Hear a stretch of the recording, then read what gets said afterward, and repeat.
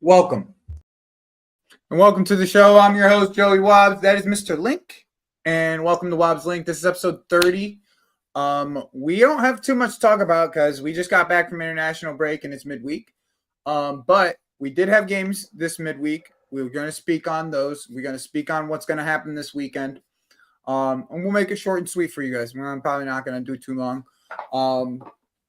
But Link, my guy, we talk every day, so it's not like it's like, hey, how you doing? Haven't talked to you in a while. We talk every day, so it's like, what's good though, bro? How's your day been? Bro, long week, long day, good start to the day. Really good start to the day. Had this breakfast over at school and some like alumni society things, so that was really fun. And then just had a ton of work, and then watched that dross of a game today. Like just like I always look forward to midweek football because it's something I think nice to midweek have. football is the reason why it was a draws game. Yeah, and it's like maybe I shouldn't expect so much, I but mean, you guys my didn't game have the was greatest of games no, either. my game was dreadful. My game Yeah, I was mean, I think all dreadful. the game. I don't think there was a single good game of football this weekend or this midweek so far. But I guess Villa put in what, three, right? Yeah, I guess that would be the only one. But I didn't watch them, so I wouldn't really know. I was watching you guys. So I guess I'll speak on the. I'll start on my game. Yeah. So my game. In my game, we were. To me, I saw it as a pretty dominant performance overall today. Like I didn't see it as like this. Like we played that badly. I think people are kind of taking it overboard with the way how bad people are making it seem like we played really badly. We had games. We had the opportunity to win that game like early in that game, like early, we had the opportunity to close that game off. It was unfortunate we didn't get an early goal because I think an early goal would have opened that game up into more goals. But like for all the draws that for all the shit that fucking Ange Postecoglou gets, he did defend deep for most of this game. Like it was not like he tried to hit us on the counter a few times. They were pretty slow to release on the counter, and Caicedo was a destroyer, so they couldn't really go in the middle. So it was like anytime they went through the middle, Caicedo would just eat them up. Pause. Like this is just like straight up like he had lunch, breakfast, and dinner tonight against that Spurs team, son. Like he was getting fed the entire time, just taking advantage of this weak midfield. I still don't understand how he plays this style of football without a six. It's kind of baffling over honestly that he's playing that kind of football without a six. I, for the most part, I would just have this understanding that this team isn't supposed to be that good. Like I guess that's the point that I've held for a long time is like I don't know what people expect of this team. Like this scintillating. Are you expecting scintillating football? Like we have injuries. We didn't even play our best team, and and like for the most part, especially the first 30 minutes, we fucking dominated those dudes. Really, we dominated them. They didn't have anything on net until like late in the first half. Nothing on it. It was and the one time he had something on net, it was Son going down the outside trying to hit it across goal. And Gusto was there. Still, he got it off, but it was the only shot that they had. And then in the second half, the save that Sanchez had was amazing. But I still think that the Caicedo goal, he was onside. Like I like to me, he looked onside. It was marginal. It was, bro. If marginal, but you go and me and Lewis, we went and we looked at the still of like the lines being drawn, and bro, the lines are being drawn, and there's players that are over the fucking line, like well over the line. So I'm like, bro, to me that shit was it. Okay, It looked off sides to me, but I hear it. Well, anyways, like we should have had one in the first half, plain and simple. Like between Sancho having that Sancho opportunity, he should have put that shit away. He should have slid that shit down in the bottom corner. Second, the second part is I still believe in that goal that Sar had. He should have been sent off. Like Sar should have been sent off. Hot studs high up on the knee. When is that not a fucking sending off? That's an obvious. I don't understand how. I don't get how it's not a red. Not only was it not a red, he let it play on for Sar to score. And I just wonder this. If Sar was on in this, if Sar didn't score, right, would there be a VAR check for a red card? No. That's would he even have gotten the yellow if he fucking if he missed? Exactly. He wouldn't even have gotten a yellow, bro. And that's it's unbelievable. Play. It's unbelievable that you can't have that. Like, it's bad. It should be double jeopardy, but it's double jeopardy. Like, I don't give a fuck. It's double jeopardy. I don't care. The goal got taken off because of a foul. The foul was a red card challenge. It's a red card challenge. Studs up, and you get a second look at it, and then and you only give a yellow. Come on, man. Like, this shit is garbage. And we're gonna have the same conversation about your game. It's like, okay, cool. Chelsea won. But honestly, they should have won by more, and Sar should have been sent off. Same story. Honestly, if you want the honest opinion, they should have won by more, and they should have been a red card in that game. Yeah. But sounds like it. But I watched your game. It's the same thing. Same thing. That tackle was horrific, bro. Like, obviously it wasn't a tackle because he was playing the ball, but like everyone that's played the game knows that he did that on purpose. I mean, like, because you don't leave your follow through like that unless you know you're going to get contact with someone. No one tries to clear a ball like that, bro. Like, you don't clear a ball and make sure that your studs are showing and that you have a firm enough foot. There's like a picture of it, bro. His eyes are like totally closed. He's just closed eye, leg out. You know what? That's reckless. One. That's no, 100%. But I'm just like the funniness of how like reckless it was, in my opinion. He didn't want to see what he was about to do to McAllister. Bro, I didn't want you guys to win just because I wanted a little bit more parity. I still want you to win the league but I didn't want you to win. I thought it would have been fun to see like draw or something against Everton. No, and I know no for you, bro, but I'm saying for me.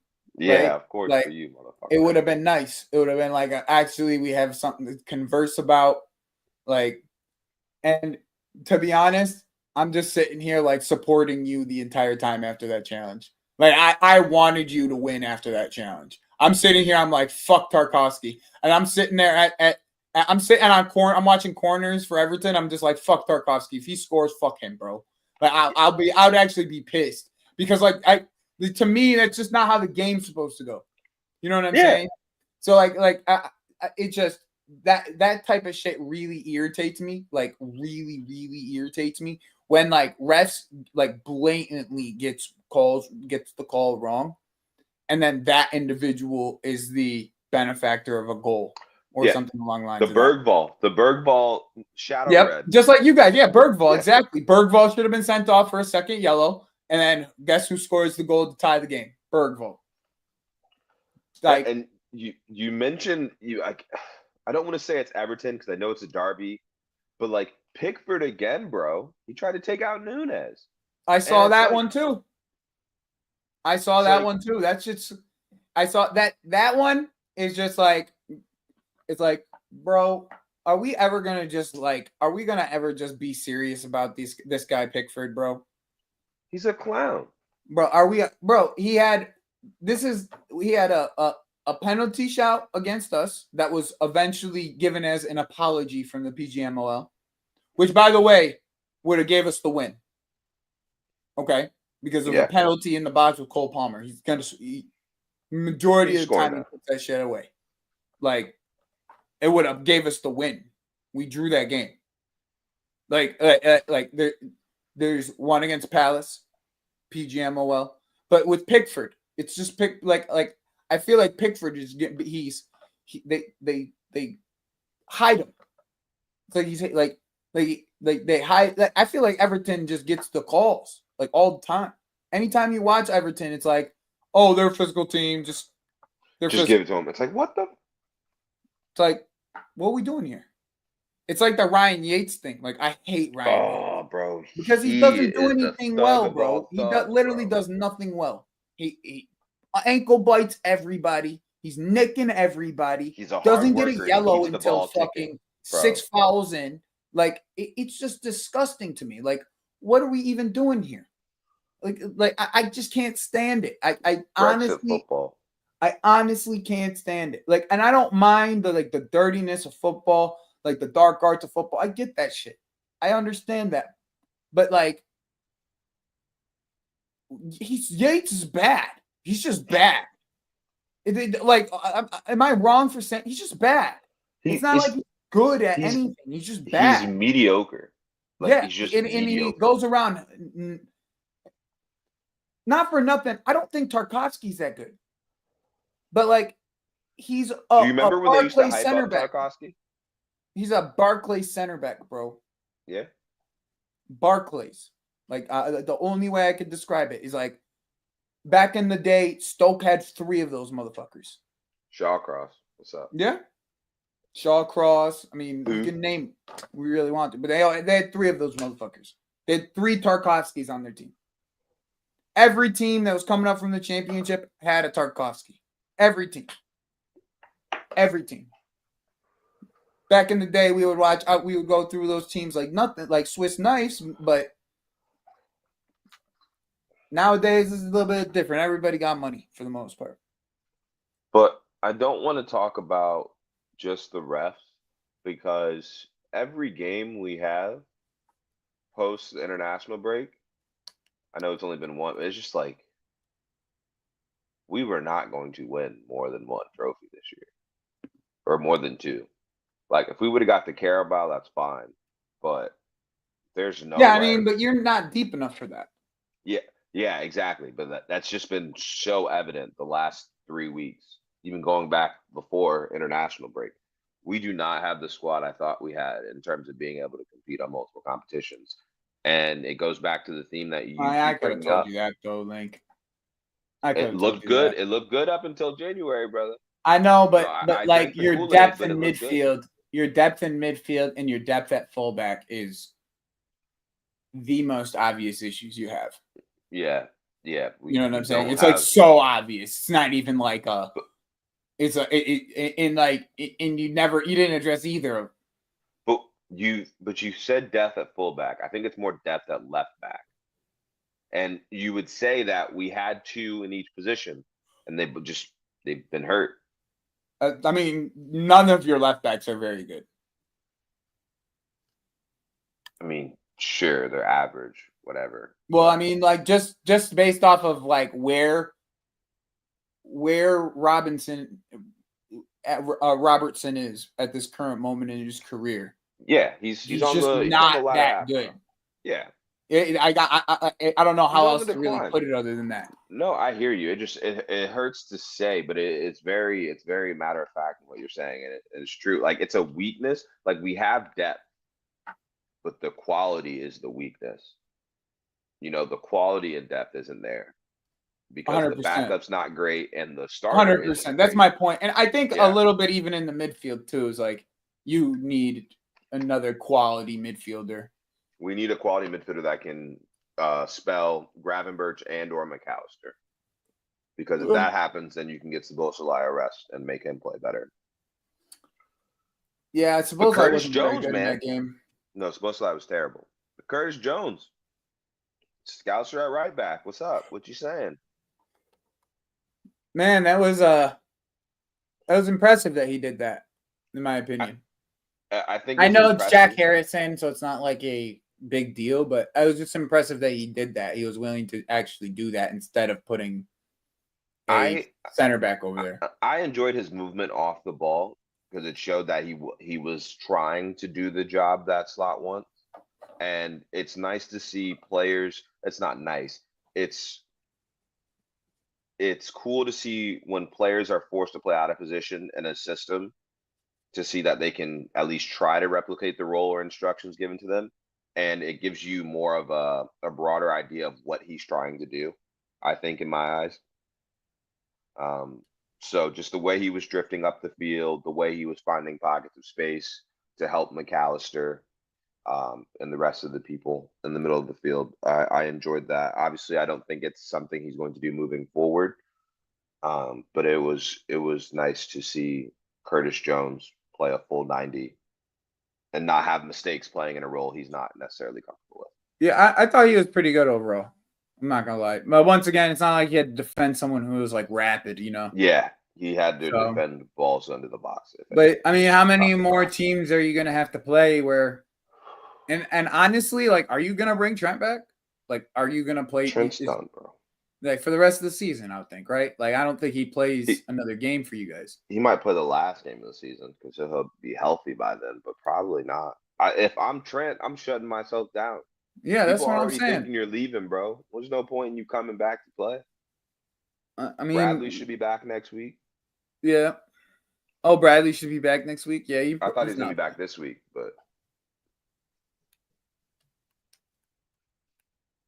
yeah, I'm glad we got the dub. Hopefully, I want to play you guys without anything important on the line. I want us to be on our victory lap by then. I need the guard of honor for Arsenal. I need that. Liverpool in 36. If that holds true, no one's going to ever tell me anything ever again. And we are 4 wins away from Darwin Núñez being a Premier League winner. Just want everyone to know that. Just want everyone to know that. Yeah. Yeah. Good for Darwin. Let's just do that. Let's just say that. Good for Darwin. Yeah, it's one of those. We don't have to gloat about it, but we're good for Darwin. I'm happy it's you and not Arsenal. Okay.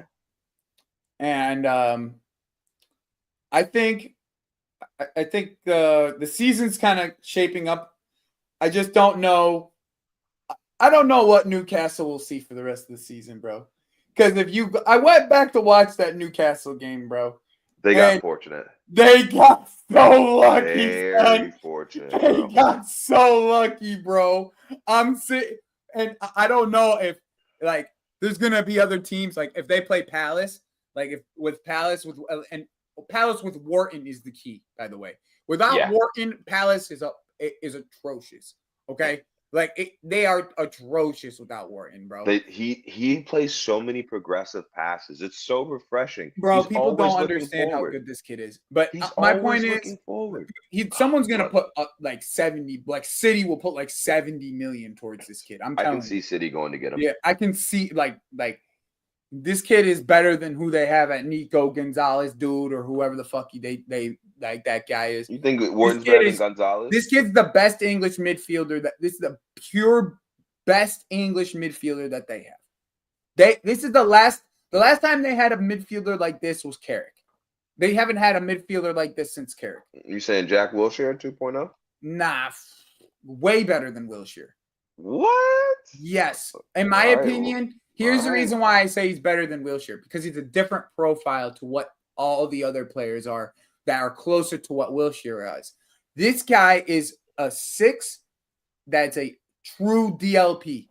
I hear it. They don't have that.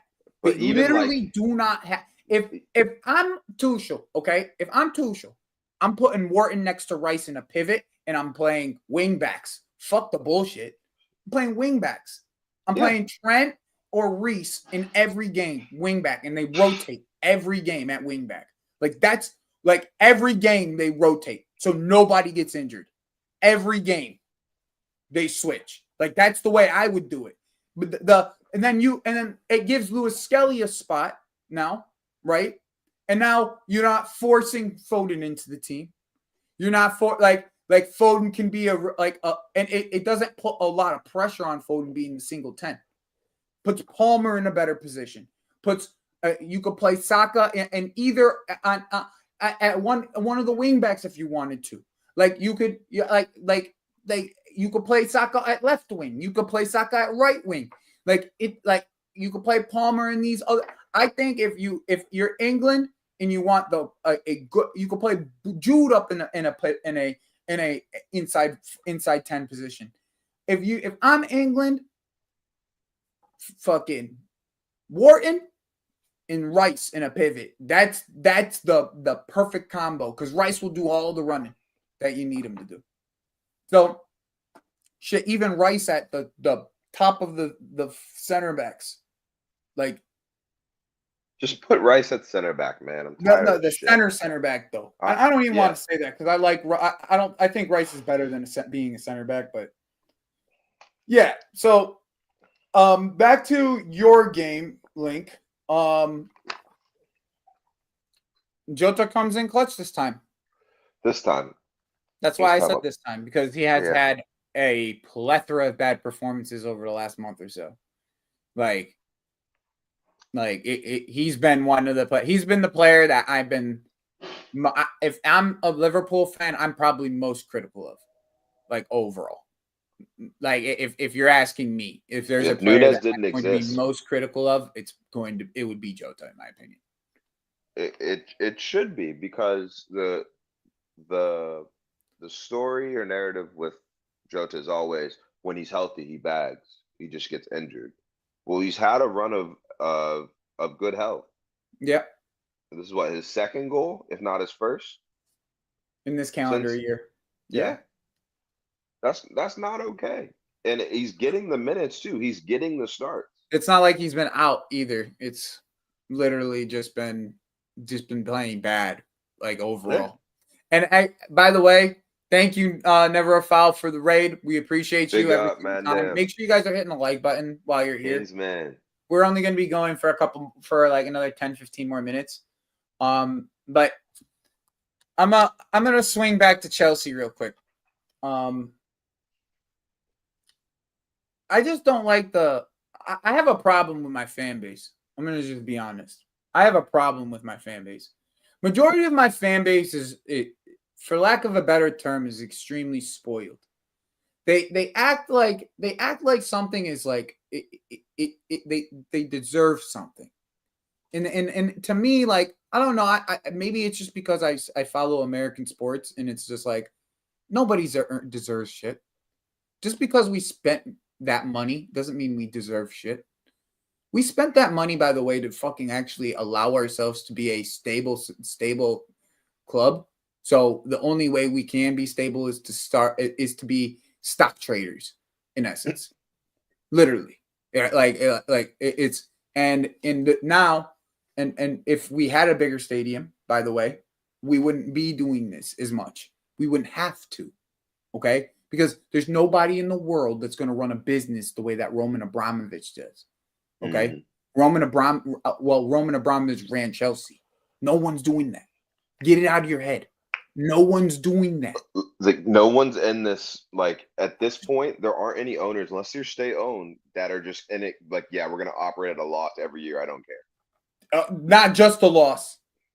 Millions and millions of dollars in loss every year. And in the end, we're only a club because he bought that debt out. We are only a club still because he bought that debt out. Like, the reason why we are still around, do you think we would be functioning if he left us with $2 billion in debt?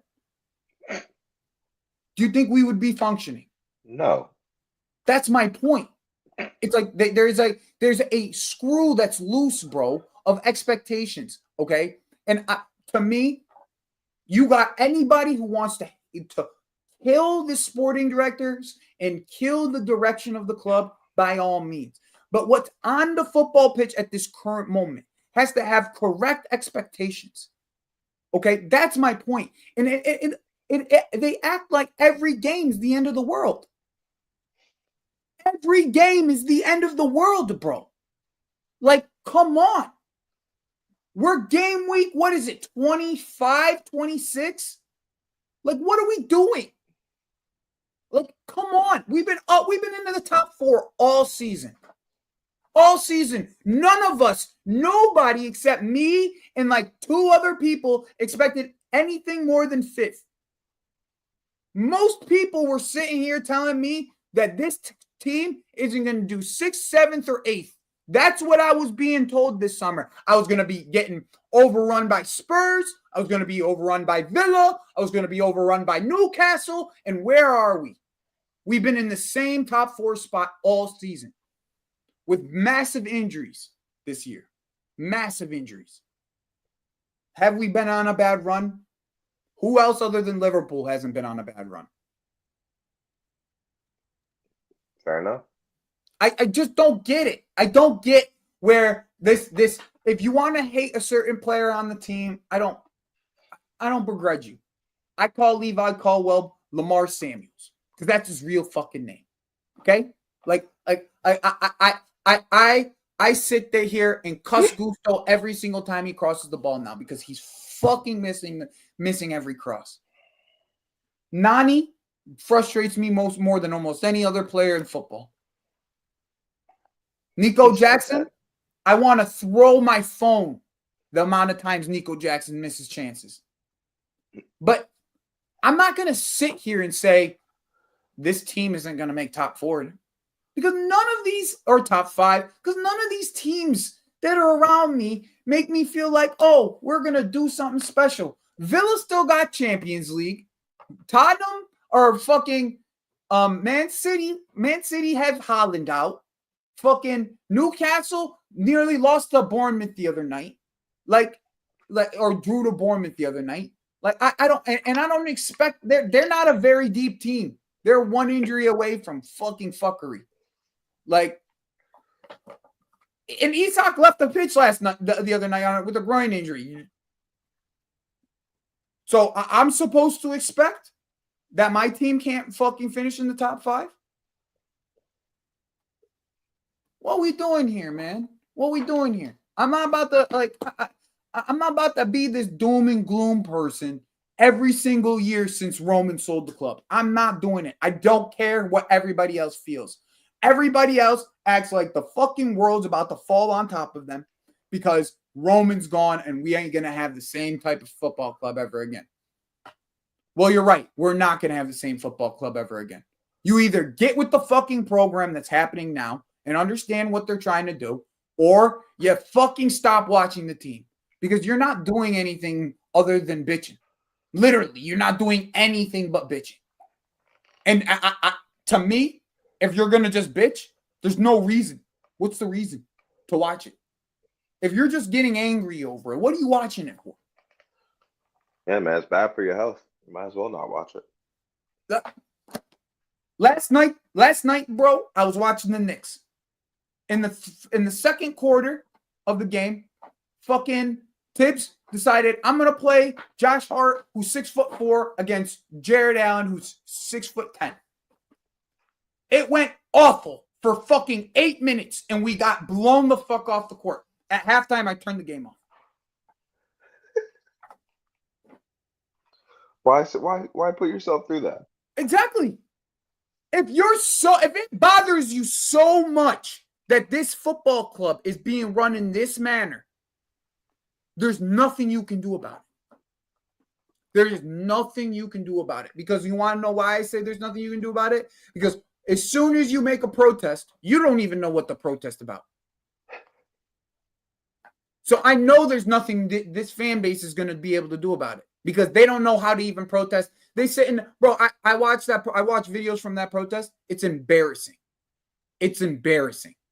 It is embarrassing, bro. Truly, it's embarrassing. Like, to me, the way this fan base moves, bro, they're worse than Knicks fans, bro. These guys are worse than Knicks fans, bro. And I've been a Knicks fan my entire life. There's no way. These guys are worse than Knicks fans, bro. And it's a different type of worse. It's a different type of worse. It's like they're entitled like Boston fans. Ooh. That's what they are. They're entitled like Boston fans. Like Boston fans, they're like, the Patriots suck. We ain't gonna. They suck. We're going to keep making sure they suck because we talk shit about them every single week. They suck. That's what they are. Even though if the Patriots do something not good this year, right, because they got a good coach, they got, like, if they do something good this year and make the playoffs on, like, a wild card thing, we still suck. Because they didn't win the thing. Now, for me, I've won everything. Every team other than my Knicks have won everything. I got to see everything. Super Bowls, fucking NBA fuck Finals. I've seen it all. So I'm going to sit here after years and years and years of fantastic winning for years. I'm going to sit here after a couple years of downturn. I'm happy my club is still around because because the way it was ran before this new ownership could have potentially thrown everything into the dirt. Chelsea Football Club could have not even existed if Roman Abramovich didn't buy out the fucking money that he put into debt. He didn't pay out the debts that he owed. It not existed. And here we are, complaining about everything. Everything, anything and everything we can complain about. Today, so what you saying? Be grateful? Today, I heard it's Enzo Maresca's fault for Thomas Tuchel playing Reece James in a game that was 3 days ago. It's Enzo Maresca's fault that he didn't start him today. Reece James just played a game 3 days ago for England. 4 days ago, whatever. And he drops him, and the entire fan base goes crazy. It's Tottenham. We don't need Reece James to beat him. We beat him with fucking, what's his face, who plays for Sheffield United now. Fucking the skinhead we had at right back last year. Alfie Gilchrist. We beat Tottenham with Alfie Gilchrist. I'm supposed to cry about not having Reece James? We beat Tottenham with Alfie Gilchrist last year. Like, come on, grow up. Can people grow up for a second? It's Tottenham. No, and it's funny because like people will be like, "Oh, well, we got to keep Reece James healthy," and then Enzo keeps Reece James healthy, and you're like, "What the fuck? Why are you exactly, bro?" And not for nothing, bro. He knows what he's doing. Enzo Maresca knows what he's doing. Okay, I know that he knows what he's doing. Especially when it comes to at least keeping Reece James healthy. I know he knows what he's doing because he just did it last year to Ricardo Pereira. Ricardo Pereira played 40 fucking games last year. He's been out for 2 months this year. Jesus. Like, I know Maresca knows what he's doing. I know when it comes to that, managing the player so he does not get injured. I know he knows what he's doing. Literally last year, injury-prone right back, what did he do? He inverted him in the midfield, and he didn't have an injury for the rest of the year. So what is he doing with Reece? Inverted into the midfield. Hasn't had an injury since he's been 13, 14 games straight now he's been able to play. When's the last time we've been able to say 13, 14 games straight and Reece James has been able to play? 2021. When we won the fucking Champions League. That's the last time. Exactly, Link. But I'm supposed to get mad that Reece James was dropped today against Tottenham. Of all teams. Tottenham. Not like we don't have a game in 3 days. Right. Come on, man. You play him against Tottenham. You don't need him. He gets hurt for the run-in. And then you're complaining about how Reece wasn't. Come on, bro. It's crazy. It's crazy to me. It's crazy.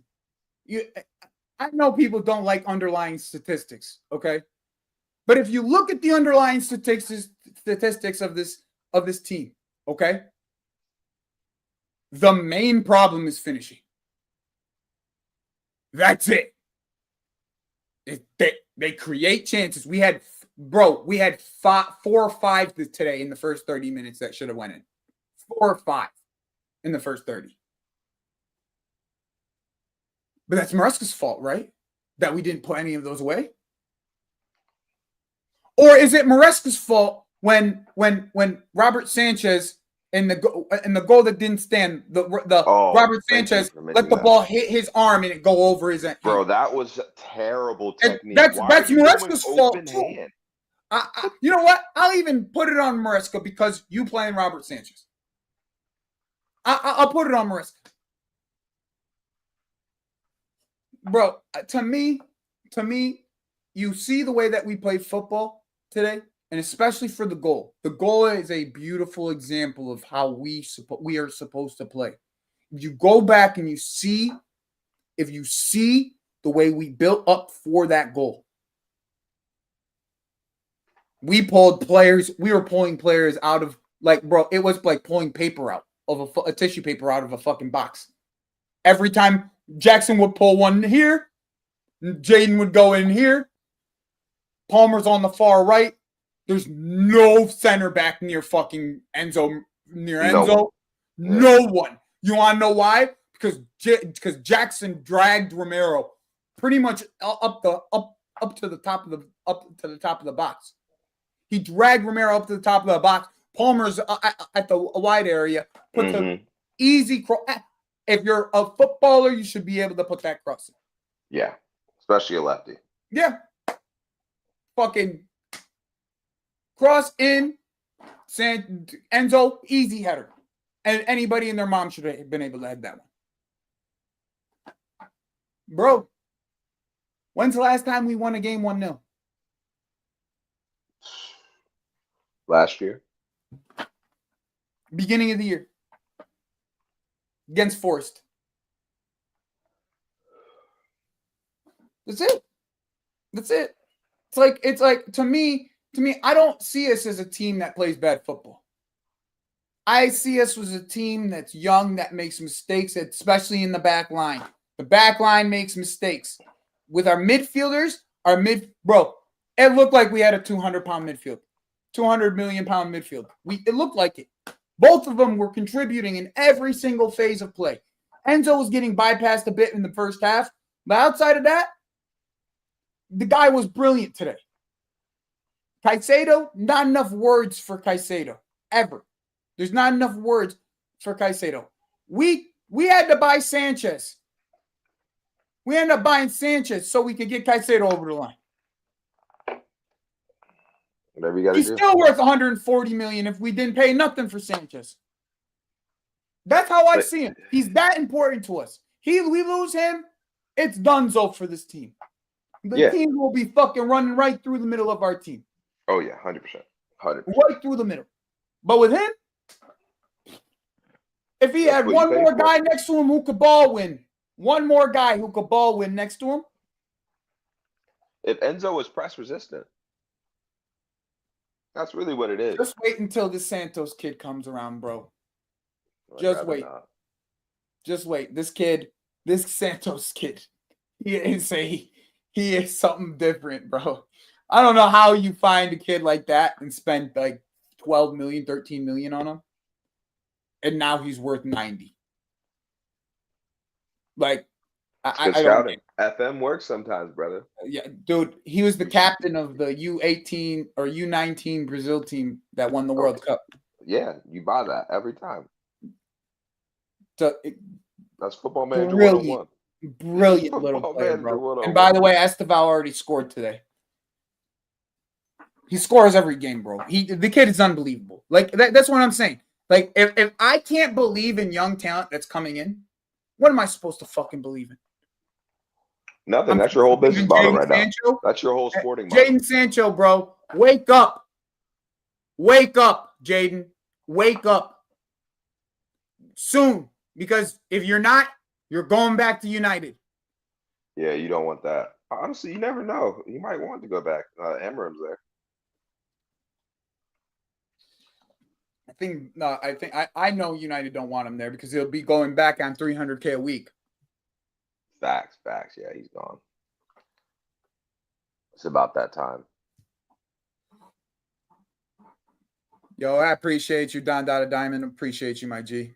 Please like and share. Love, Don Dada. Subscribe to the channel if you haven't already. We do this every week. I'm yelling at my football club. He's normally pretty calm because his football club does all right.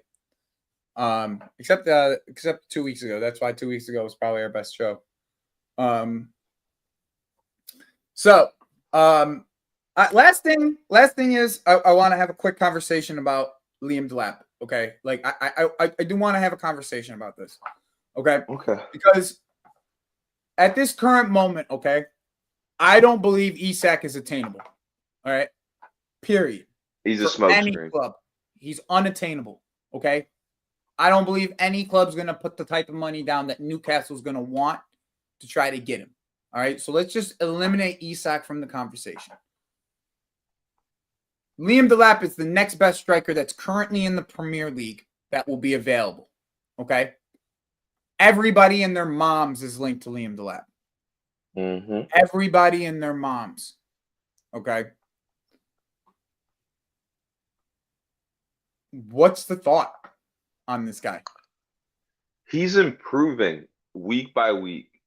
And his goal that he had, that was just nice. That was just beautiful striker play. Like, it was a great ball back to him. And then just his link-up play, bro. His link-up play is, and he's physically strong. And it was the confidence and way he just hit the shit out of that ball where it kind of gave me chills. I was like, ooh. Yeah. And so the problem for me, because I like young players, pause. Mm-hmm. I'm not against getting Liam Delap. I'm against what the narrative will be if he is the striker that we bring in to start the new regime. Right? Because Liam Delap looks good if Salah's there. You can sell that to the fans. You sell Nunez or Jota, and you say we have the young striker who's going to fight for a spot, yada, yada, yada. Right? However, if we get rid of Salah and then Liam Delap is my marquee striker signing, I can see the fans getting restless or annoyed. I'm going to be honest. For you, I think it's probably more likely you get Sesko than Delap. I think so too. I'm just going to be, that's kind of more of like a, we both have kind of came to that conclusion that, yeah, you guys are probably interested in Delap, but I think it's more along the lines of you probably have a head start on Sesko with Klopp pretty much running the whole Red Bull project. So, like, to me, I think there's two, I think it's between us and United. Okay, that's my true opinion behind that deal. Unless Isak leaves, like that's the only. I think you guys, because like I don't think you guys. I think the one thing that I've noticed with Edwards is he doesn't like to get into a transfer battle. No, unless there's like a true amount of legwork done beforehand that he knows that he's going to win this transfer battle. Yeah, he doesn't want to be in a transfer battle. No. So like that's why we go. And that's like, to me, that's Chelsea's specialty.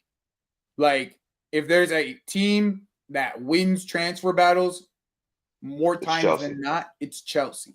Yeah. So it's like that's why I think, to me, it's like I really like the idea of having Delap. Okay, like to me, I do. It doesn't make me want him as my number one option. Okay, like if it's me, there's one striker that Chelsea's been needing this entire time. And it's the fucking asshole that's playing for Galatasaray right now. Like, yeah, that's why I was surprised you said Delap. This guy is such a prick, bro. I watched a clip from him yesterday. It was Galatasaray versus Fenerbahce. And this guy, he loses his goddamn mind. And it's it's funny to me, but I want that type of energy on my team. Like today when Chalba fucking like ruffled up everybody in that skirmish today, and him and I want Osimhen to be dominant in that box. That's what I want. I just want. You just miss Costa, bro. Bro, you miss Costa. I want that. Yeah, I want that type of energy. That's what it is. I want that type of energy. Yeah. And the thing is, I think Delap has that type of energy too. He does. But does. with Victor, with Victor, I watched Neto today, and people underestimate Neto. Okay, because today he was double teamed the entire game. The entire game he was double teamed. Okay, so what does he do? Early action cross into the box. And the ball falls to who? Jadon Sancho at his feet near the scores. I need a guy in that box for him to be able to hit the ball to. That's my biggest thing. Is because Osimhen, and I think Delap. Here's the thing: is I think Delap can do all this. My worry of Delap is his age. You're going into like the spotlight of Chelsea, right? Yeah. That's the only problem I have with Delap. Outside of that, I think he is going to be one hell of a footballer. Like, I really do. All the tools are there for him. And for me, in my opinion, if we are the team that ends up with Liam, I will be a happy camper. Don't get me wrong. But you want a team, if you want to take this team from where we are right now to potentially challenging, you get Victor Osimhen. He's the one that's going to strike fear in the hearts of the back line with the type of players that you're putting around him, with Esteval coming in, with Enzo and Caicedo being a little bit higher up the pitch, because now we'll have two other sixes that are coming into the team next year. We already have 2 sixes coming back into this team. Like, if you put Osimhen in this team, right? If you put Osimhen in this team and you add Esteval and you put Neto on the left, or you get Gittins, because I think Gittins is going to be the other player that we go after. Mm-hmm. And how long have I been saying that, Lynn? 4 months. Point plain simple. Probably longer than that. In December, I was speaking of it. And like, if you had a guy that was aerially dominant, it creates space for everybody. Yeah. Everybody. Because now you can't, because he is so dominant in the air, Link. And this is the DDA effect. This is exactly what happened with DDA. He's so dominant in the air, right? That if you let one center back defend him, he's getting a goal. He's getting a goal. If you let one center back defend him, he's getting a goal. That's, to me, that's like, if there isn't a better striker on the market than Osimhen, point blank and simple. Like, I just do not see it. And it like, the gravity of Osimhen, in my opinions, is the gravity of Osimhen allows Palmer to shine even more, because now most of the gravity is on Palmer. Like, if you're speaking of like who's important to the team, you can single cover Jackson. Especially because of Jackson's lack of aerial dominance, his movement isn't to get into crossing situations like that. He's looking to find space so he can get the ball to feet. He's looking for the pullback most of the time. He's looking for you to go down the line and then get the pullback. Yeah, exactly. But, you're talking about Liam Delap, and I think about what I've watched, some of his goals, just to play against Liverpool as well. It gives me shades, and they're not complete. They're different strikers. It gives me shades of a young Harry Kane. Yeah. No, you're right. You're right. Like, you're right. He has, and to me, I think that's the one thing that I keep on stressing is, if Liam is the one that we end up with, I think it's a marginal to sub-marginal increase, where it's like, we're not going all the way to probably like challenging, but we are more than likely a top 4 locked in team with Liam. But that's what I've been saying about your sporting directors, is that I'm not sure they want to make transfers that force that on your side. For whatever reason that is, I don't know. Yeah. But I agree with you. Yeah. I don't know if it was that, though. I think he's just. I think it's a lot of looking at graphs, bro. In my opinion, like if you like looking at stats and looking at graphs like that, that's where I see a lot of this, in my opinion, where it comes down to, where it's like, all right, the one thing, a lot of what Osimhen can't, like Osimhen's deficiencies are, Jackson's very good at. You know what I'm saying?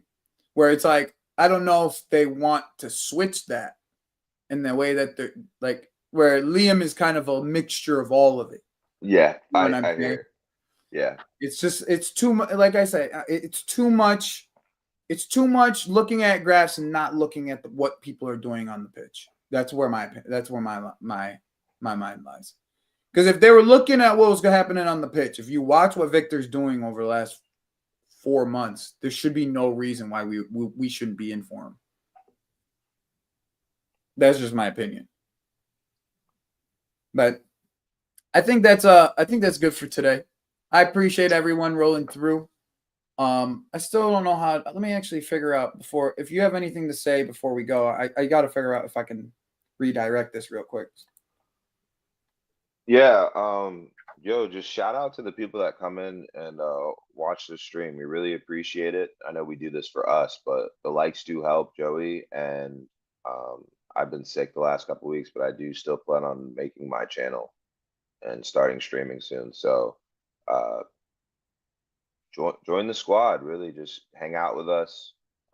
We appreciate it. The more people that come in, the more interactive we'll be. And just remember, Liverpool in 36.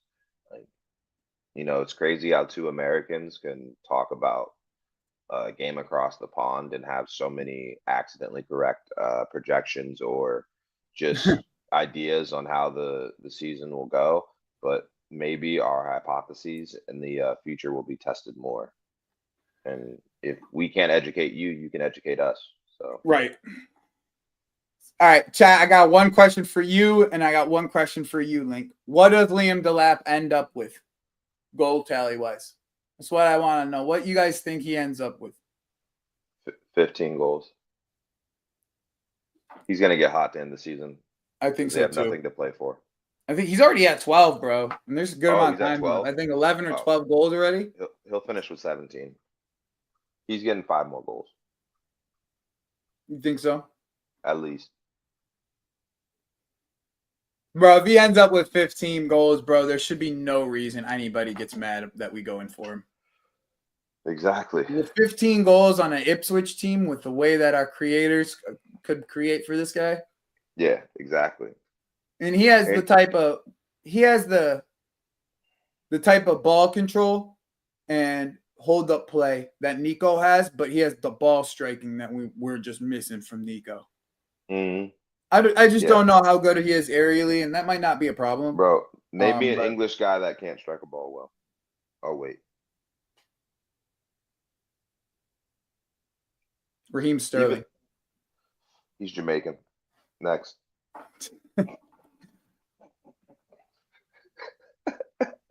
Next. Sancho. Thank you, Jardel. He could. Okay, that's one. That's one. I got one. I got one. Thank you, Jardel. That was John Jardel. All right, everyone. If you guys know how this channel works, we always leave you with Kobe because Kobe's our inspiration here. We love Kobe, but we're gonna give you the Kanye with Kobe one today. I have some other ones already loaded, but we're gonna give you Kanye and Kobe. We might need a new one. No, I have other ones. I have other ones already loaded. Yeah. How much more do you want from me? More. How much more successful do you want me to be? More successful. How many records can my records break? More records. But I'm the best. But are you a different animal and the same beast? What the does that mean, Kobe Bryant? You're welcome.